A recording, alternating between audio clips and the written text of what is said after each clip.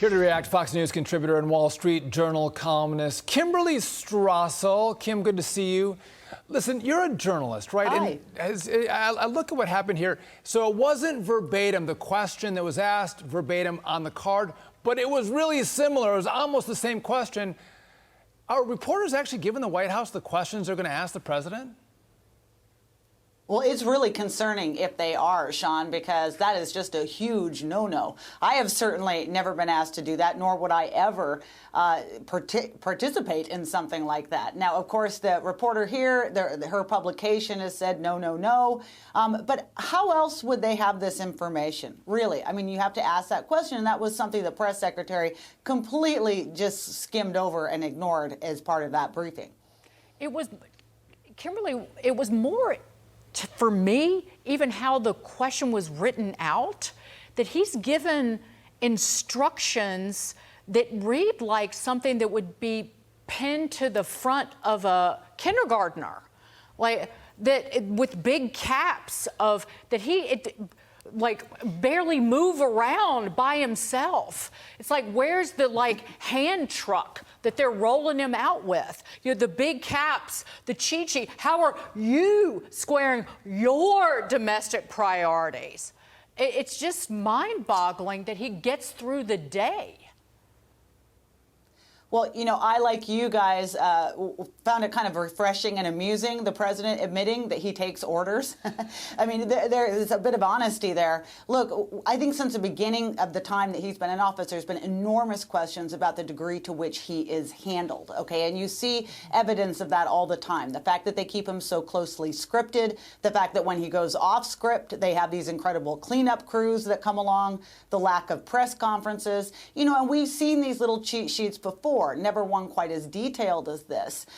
You know, and I would argue that, yeah, I'm sure that presidents do get briefings. They do get some information. They do a lot of events, right? And so sometimes it might be useful to have a few notes. But I very seriously doubt that prior presidents had anything like this at their side simply to get through an event. And that's the thing that's worrying them. Also, by the way, can I just point out, for all the concern that Americans have when they see this, our adversaries are watching this too, and it cannot be sending a very good message that our commander-in-chief is one that seems to have this kind of difficulty handling domestic routine events. Simple questions. He needs them in advance so he can hopefully answer them. But Kim, I want to move on because you're working on a column about the winners and losers of the debt limit fight after the House narrowly passed the GOP last night. But the White House isn't on board with Republicans quite yet. Take a listen to this. Unless the president and the Senate agree to an extreme MAGA wish list, slashing education, veterans' health care, Meals on Wheels, taking away health care from millions of Americans, and sending manufacturing jobs overseas, they're going to default and crash the economy. We've said this over and over and over again and been very clear. The president does not agree with this bill. So, Kim, you have an article coming out tonight at the Wall Street Journal. Give us a sneak peek into the winners and losers of this debt limit debate so far.